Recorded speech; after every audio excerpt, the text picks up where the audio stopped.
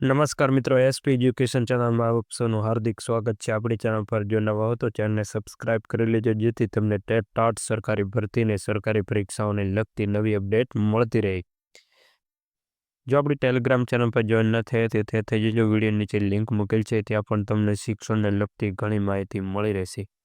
આચાર્યની ભરતી મોકૂફ રાખવામાં આવી છે એવી અફવા ફેલાવવામાં આવી હતી। સરકારે કહ્યું રાબેતા મુજબ જ ભરતી પ્રક્રિયા પૂર્ણ કરવામાં આવશે। 3 જાન્યુઆરીથી 12 ફેબ્રુઆરી દરમિયાન ઇન્ટરવ્યૂના માધ્યમથી પસંદગી કરવામાં આવશે। ધોરણ 9થી 12માં શિક્ષકોની ભરતી જાન્યુઆરીમાં પૂરી કરવામાં આવશે। ઘણા ઉમેદવારો એવું સમજે છે કે 9થી 12માં જે નવા શિક્ષકોની ભરતી છે એ ભરતી પ્રક્રિયા જાન્યુઆરીમાં પૂરી કરવામાં આવશે, પણ એવું નથી મિત્રો। આ જૂના શિક્ષકની વાત કરવામાં આવેલી છે।